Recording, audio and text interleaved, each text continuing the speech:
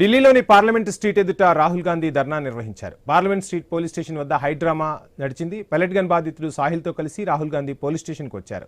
July 20న జంజీ ఆందోళనలో pellet gun ప్రయోగంపై FIR నమోదు చేయాలని డిమాండ్ చేశారు. ఎఫ్ఐఆర్ నమోదయ్యే వరకు అక్కడి నుంచి కదిలే ప్రసక్తే లేదని స్పష్టం చేశారు రాహుల్.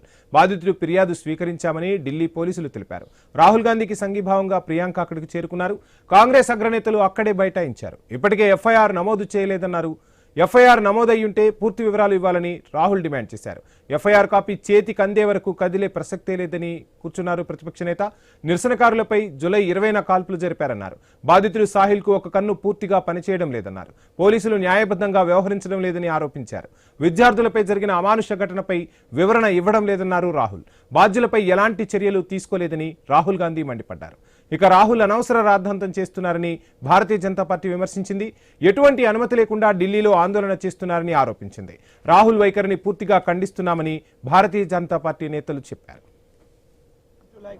पैलेट गन का प्रयोग हुआ, उसका सबूत क्या है? सबूत ये है, देखिए ये है पैलेट्स, देख लीजिए इनको। दिल्ली पुलिस ने कहा कि हमने छर्रे नहीं चलाए, तो एक ही सवाल है, अगर आपने नहीं चलाए तो किसी ने तो ये छर्रे चलाए होंगे, क्योंकि इनके शरीर में छर्रे हैं।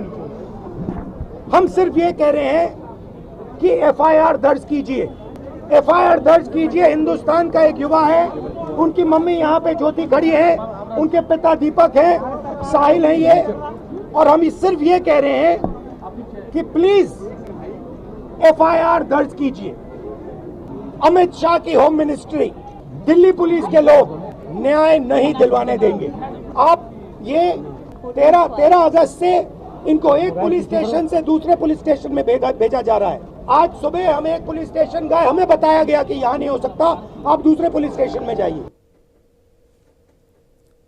20 जुलाई की जंतर मंतर कनाट प्लेस के पास मेरे ऊपर पैलेट गन से हमला हुआ, जिसके बाद ADRD में एडमिट हो गया। उसके बाद मेरे को एम्स रेफर कर दिया गया और एम्स में मेरी 2 सर्जरी हुई, लेकिन 2 सर्जरी के बाद भी मुझे कुछ दिखाई नहीं दे रहा। और अब मैं बेड से उठा तो 14 अगस्त को मैंने अपने हाथों से 7 पेजों की कंप्लेंट लिख के मेरे एडवोकेट और मेरी मम्मी को दी, तो ये आए और उनके बाद इन्होंने अपना एक्सपीरियंस बताया कि ये जब से एफआईआर रजिस्टर नहीं कर रहे, और आज भी उन्होंने बस रिसीव की वो दिया कि एफआईआर रजिस्टर कर रहे।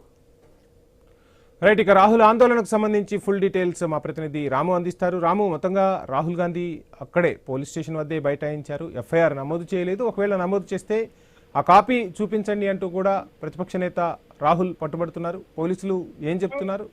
ఇప్పటికైనా ఆందోళన విరమించారా రాహుల్? ఢిల్లీలో ప్రస్తుతం పెల్లెట్ పాలిటిక్స్ హాట్ టాపిక్ గా మారింది. పార్లమెంట్ స్ట్రీట్ పోలీస్ స్టేషన్ ఎదుట కాంగ్రెస్ అగ్రనేత రాహుల్ గాంధీ ధర్నాకు దిగడంతో రాజకీయంగా తీవ్ర ఉద్రిక్తత నెలకొంది.